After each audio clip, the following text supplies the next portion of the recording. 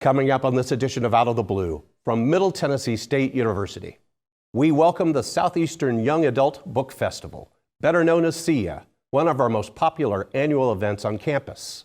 We check out the archaeological dig underway in Nashville as our students are unearthing history near a Civil War fort.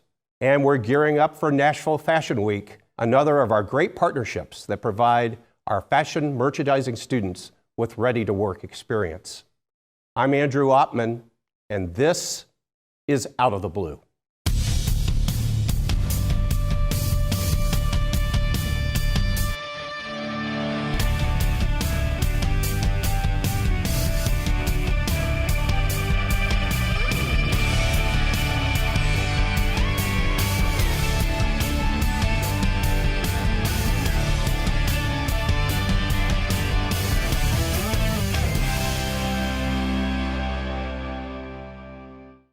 Welcome to Out of the Blue. I'm Andrew Oppmann.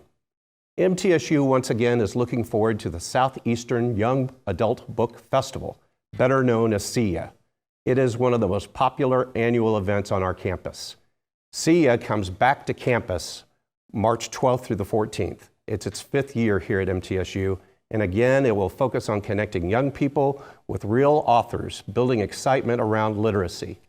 Joining me today to talk about SIA is Professor Frank Lampert of the College of Education and Adjunct Professor Barbara Colley from the College of Liberal Arts. Welcome to Out of the Blue. Thank you. Thanks for having us. You know, it's fun to start a program with SIA, but hey, what a great festival, and I'm talking to one of the co-founders. So why did this festival start? So about 6 years ago, some library colleagues of mine and I went to a young adult book festival in Charleston, South Carolina called Y'all Fest. 8 hours in the car on the way back, we kept saying, why don't we have one of those here? And then the conversation sort of turned into, wait, who better to make that happen here than a bunch of librarians? So SIA was born. And you're one of our grads, right? Yes. You attended MTSU. I did. I graduated in '94 with a bachelor's degree in English, and in 2004 with a master's degree in English as well. So, you know, no good idea goes unpunished, no good deed goes unpunished. So you have this great inspiration. You say, we're going to bring this to Murfreesboro, we're going to bring it to MTSU. What was your next move after that? We reached out to some people in the College of Education, and that's how we partnered with Dr. Lambert. And here we go, Doctor. Yep. So we were talking about this before the show. Somebody's got to sign the form and reserve the space, and that would be you. Talk about your role as the liaison for the university on this project. The first year that I served as faculty liaison was for the 2017 offering of the SIA Book Festival. My predecessor, Kathy Boudreau Henry, who was the first program coordinator for the Master of Library Science program, she was kind of gearing up towards retirement. So she thought, what a better task to give a new faculty member than to serve as faculty liaison. You missed one meeting. I know, exactly. And I had just started at MTSU in August of 2016. So I was also trying to get my teaching up and running, my research, etc.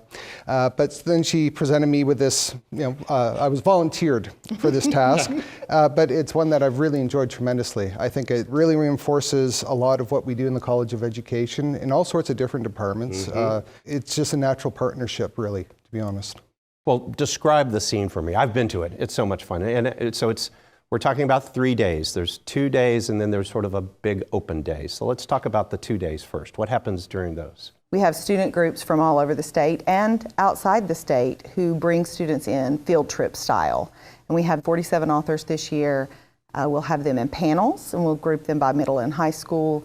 And middle school students will hear authors of books that they know and love, and high school students will hear authors that they are familiar with. We'll have over 3,000 students from all over the state of Tennessee and beyond on campus those 2 days, all excited about reading and literacy. Wow, the excitement and enthusiasm you see from those kids.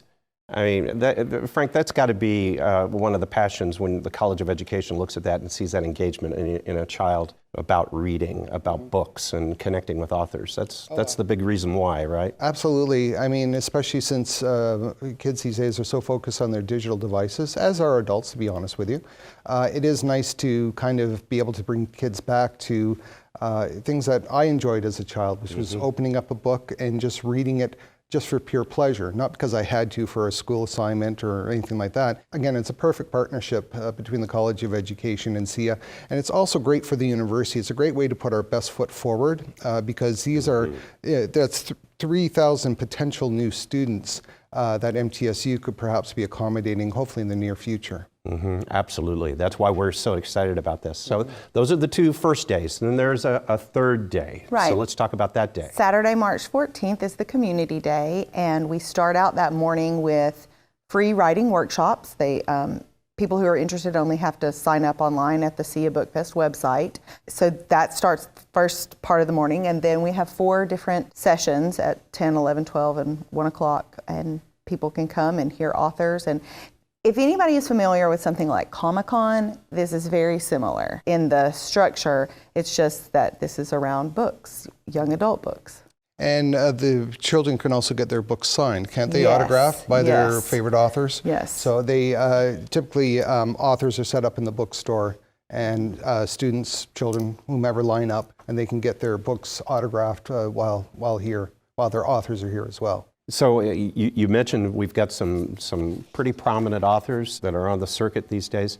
Talk to me about the selection of how do you bring these authors and these books to campus. That's got to take some time, right? I mean, you've got to review all these materials. Yes. We start with our executive board and our working board, and we take suggestions from the community, and we look at authors who have books published in 2019 or 2020, so recent publications. So Professor, Frank, give me a sense of why festivals like this matter. I know it's fun and it's great exposure for the university, but what's the overarching big priority about this? We met the ties to literacy, right? Yeah, definitely. I think the promotion of literacy is perhaps the most prominent example of why these festivals should be running. And of course, tying it into education in general is also very strong. I think too, it's also a way of getting students to connect with heroes that they might not necessarily connect with, to meet the person who's behind the creative process to actually develop those fictional heroes, I think is huge for these children. And it really helps connect them, I think, better to literature, and perhaps might even drive their own passions to do more writing, not only in school, but perhaps after school or in their free time. I couldn't agree more. We've got a little bit of time. I want to reinforce the big points. March 12, 13, 14, correct? Yes. The 12th and the 13th are school days, so the schools are handling those connections. But the 14th is the community day. Yes, it's free, open to the public. We invite anybody in the MTSU community or the community at large to come out. There's no registration required. Our schedule is available at SIABookFest.com. There you go. There's a URL. One more time. SIA Bookfest, SEYA, bookfest.com. Okay. Both of you, thank you for a fantastic event. And we're so looking forward to having all these great kids on our campus again. Thank you. Absolutely. Thank you very much. We'll be right back. Your MTSU Alumni Association has a goal of placing this pin on the lapel of all those who call this campus theirs. Let's pass that tradition on. Let's pass it on. You know you gotta climb higher.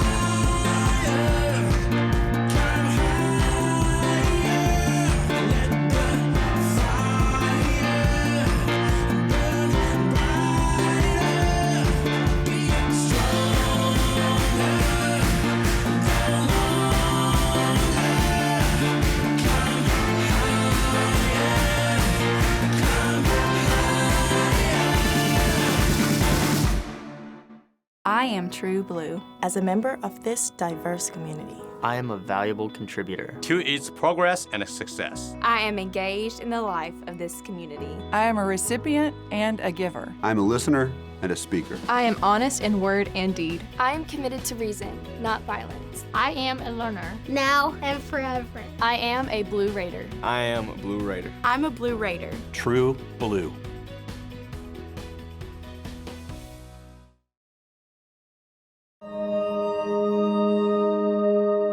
Pass the tradition on. pass the tradition on. Pass it on!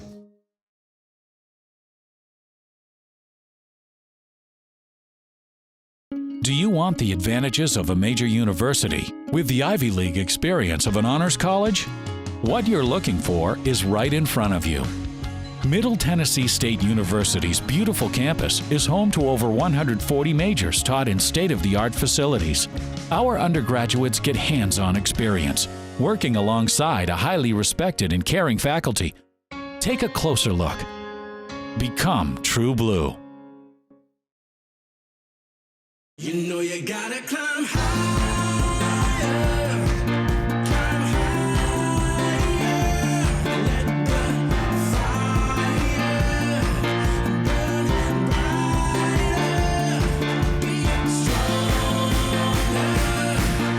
go longer, climb higher, climb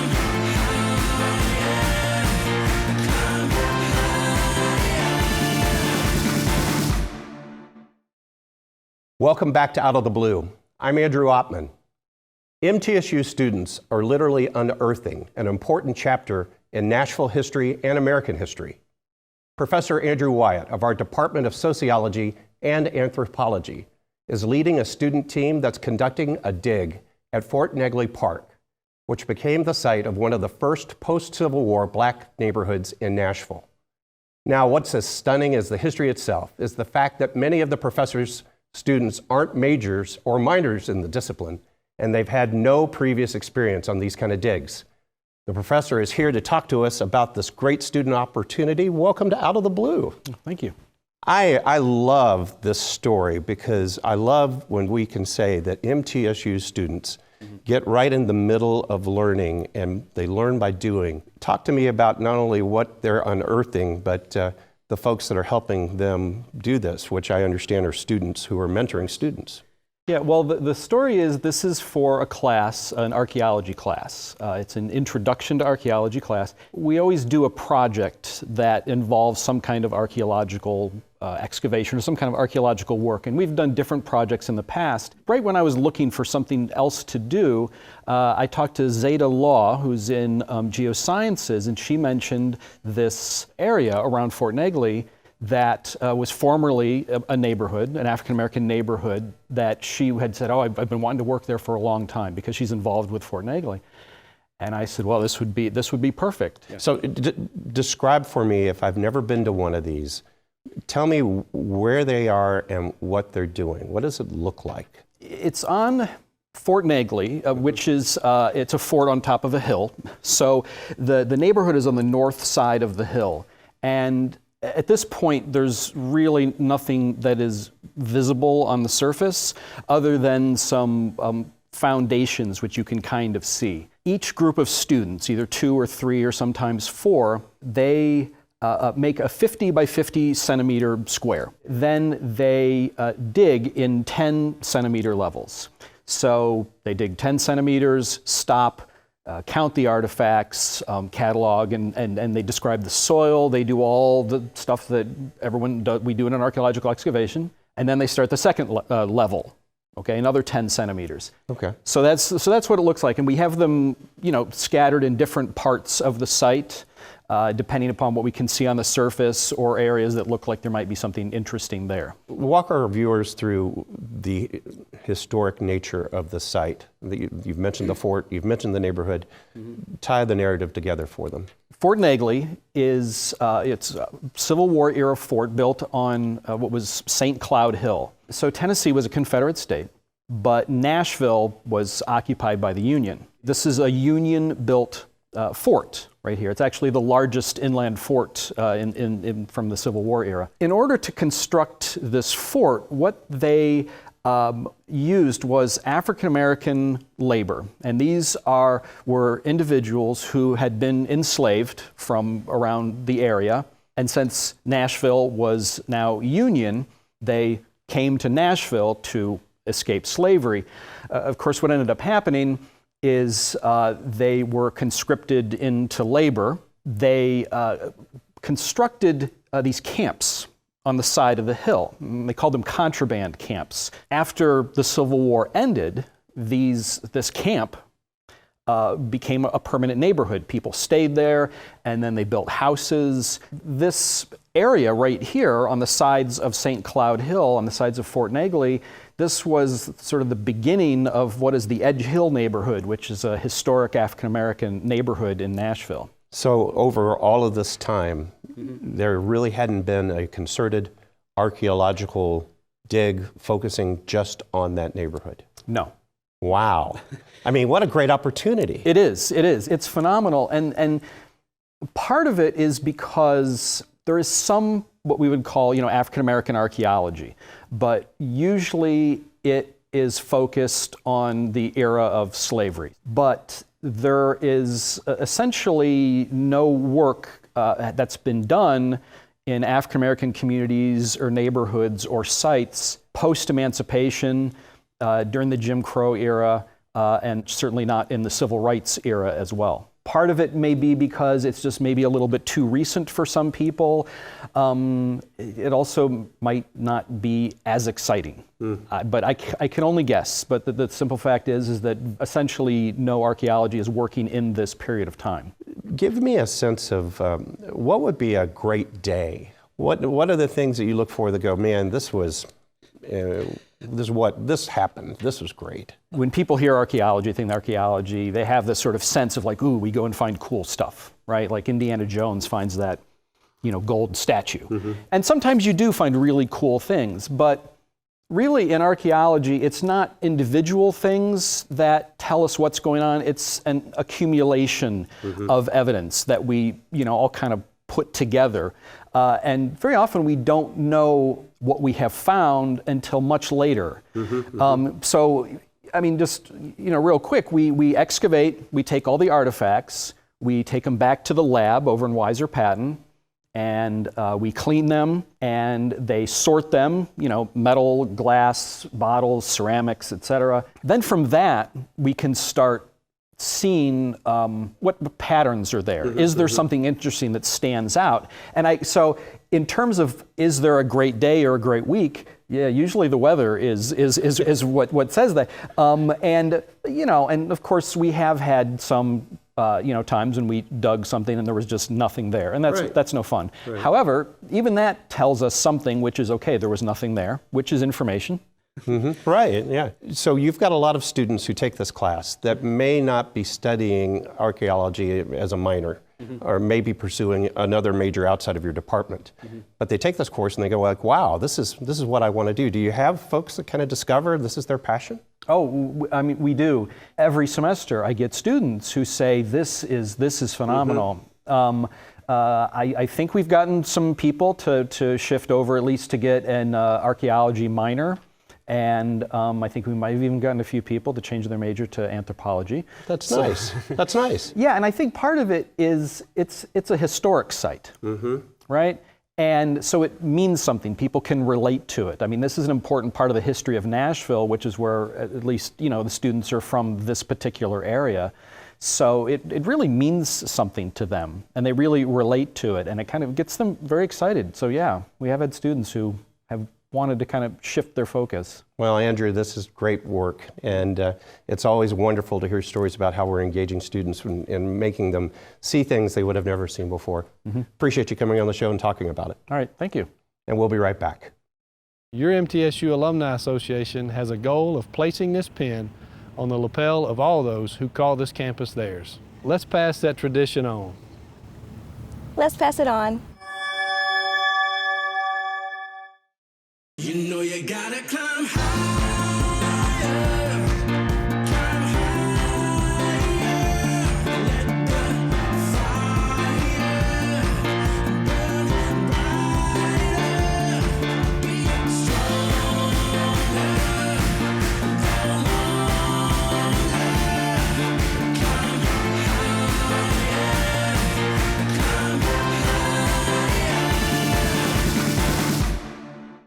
I am True Blue. As a member of this diverse community, I am a valuable contributor to its progress and success. I am engaged in the life of this community. I am a recipient and a giver. I'm a listener and a speaker. I am honest in word and deed. I am committed to reason, not violence. I am a learner. Now and forever. I am a Blue Raider. I am a Blue Raider. I'm a Blue Raider. True Blue.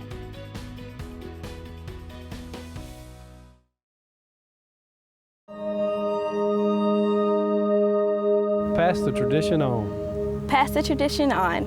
Pass it on.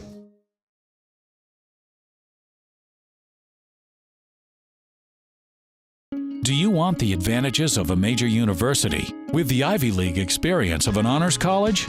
What you're looking for is right in front of you. Middle Tennessee State University's beautiful campus is home to over 140 majors taught in state-of-the-art facilities. Our undergraduates get hands-on experience, working alongside a highly respected and caring faculty. Take a closer look. Become True Blue. Middle Tennessee State University offers more than 100 master's and doctoral degrees designed for working professionals. Many of MTSU's graduate programs are offered partially or completely online. More information is available at mtsu.edu/graduate. Welcome back to Out of the Blue. I'm Andrew Ottman. Nashville Fashion Week was created 10 years ago to underscore our area's creative, fashion-forward, and entrepreneurial talent. It is now a one-of-a-kind 5-day event that is uniquely Nashville, and it features local, regional, and national designers and industry professionals. It also raises money to support the next generation of fashion industry professionals with ties to Middle Tennessee. Here to tell us more are Marsha Masula and MTSU alumna Connie Cathcart Richardson. Welcome to Out of the Blue. Thank you for having me. Wow, so it's upon us, right? It is upon us. At the end of the month, give me the dates. Well, technically it starts March 31st through April 4th, but we've sprinkled in some events ahead of time as well that begin actually in about a week. Wow, so talk to me about what is Nashville Fashion Week. Give me the elevator pitch. I'm brand new to town. What is this, Nashville Fashion Week? Well, Nashville Fashion Week is a community-run and led effort that has been, like you said, around for a decade now.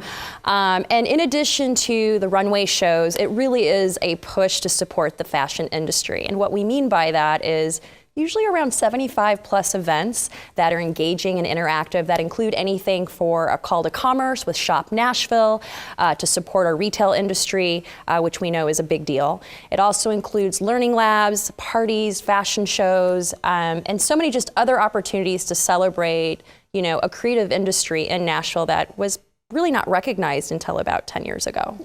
What an amazing event. We've said it's the 10th year, a lot of economic impact. Could you talk a little bit about that for over me? the last 9 years, we have invested $1.3 million in the Nashville fashion community through these events. And that's why we started Nashville Fashion Week. We were seeing young professional talent that nobody knew about. And we were like, how can we show them off? That's, my loving name is Nashville Show Off Week, because that's what we do, whether it's designers or models or hair and makeup or MTSU. We show off what our community's doing to an audience that wouldn't know otherwise. Well, you mentioned MTSU, and MTSU is really proud to be the educational partner of this event. Walk me through what our university does in that role and how we help you make this a success. We have worked with MTSU now for about 5 years. It started through our back of house initiative, which is where Marsha interviews the fashion department. Are they all seniors? They're generally juniors and seniors, and it's kind of the cream of the crop from that class.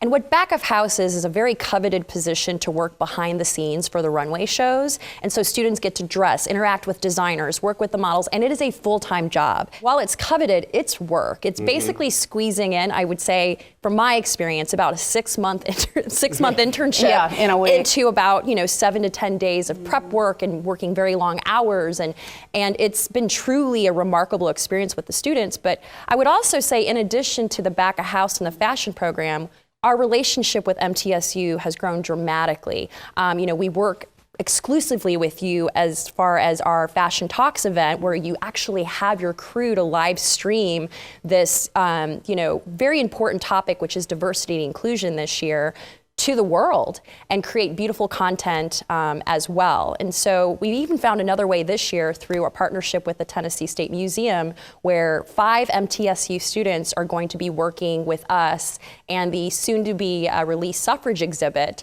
as well, by creating pieces that are based off of archival things from the museum. So wow, what an opportunity. It's an incredible opportunity that's exclusive to MTSU. And tied into that important anniversary and 10 years ago, this started as a good idea. You've got a Nashville story to tell, probably felt a little bit more local in its scope, but now it's a national platform, right? I mean, aren't we reaching people and telling this at a larger message, a larger scale? We definitely are. The irony is, 10 years ago when we started, we had to reach out to other cities to bring designers in. And one thing that I think we're both especially proud of this year is for the first time ever, 19 of our 21 designers are from Middle Tennessee. Wow. So that is progress. And I think too, what else is interesting is we kind of laugh about this now, but I would say the first 5 years, we had to make the pitches. Come to Nashville. This is why you need to come. It's a real fashion week. Trust us. Begging might be a good word. You know, we were up at New York Fashion Week and we were being approached by, other designers and brands that were like, how can I get to Nashville? What can I do? And it was a really interesting intersection to where we had to say no, because at the core, our mission was, yes, it would be great to have you, but at the end of the day, our priority lies in Middle Tennessee. And so they're going to get kind of the first right to show if they're deserving and if the talent is there. And so that's been really incredible. And it ties in with, if you want to share a little bit more about our Nashville Fashion Forward Fund. Yeah, we do all of this for a fund, endowed fund through the Community Foundation of Middle Tennessee called the Nashville Fashion Forward Fund. Every person in the fashion industry with 3 years of experience can apply for that grant each year, and it's an experiential opportunity. It's not buy a sewing machine or whatever. Most everyone has taken a trip, whether that's to source leather in Italy or whether that's to go shoot photography in Paris, and we have funded that trip, which then helps them to grow and bring that back to Nashville and Middle Tennessee. So it's been, for us, that is what we, I think, definitely take the most pride in, is watching our people succeed and giving them a platform to do that. You brought a poster, and I'm going to hold it up for the camera here. So this is the 10th anniversary. You're acknowledging that great 10th anniversary. Yeah, this is an interesting thing. We Are Nashville Fashion means something very personal to us. We're typically, you think of fashion, you think of the tall, skinny young models and the glitz and the glamour, but these are the people that actually make Nashville Fashion Week happen. These are our sponsors and our production people and hair and makeup and our creative director and you name it. These are the people that do the work. And we felt it was very important to give them that credit and honor for year 10 because it wouldn't happen without them. Absolutely. Yeah. Give me the dates again. Sure, it's March 31st through April the 4th, but we have other events leading up to that, and everything generally sells out, so. NashvilleFashionWeek.com. You read my next question, Nashville Fashion Week, altogether.com. So act quickly. Well, this is really an exciting thing. We are proud to be education partners on this great event. Thank you for coming on the show and sharing everything. Thank you for having us. And this does wrap up another edition of Out of the Blue. You can find more stories and videos about the campus 24 hours a day by visiting our website, mtsunews.com. And we invite you to follow MTSU on Facebook, Twitter, and Instagram for additional special content. I'm Andrew Ottman, and I hope you will always remain true blue.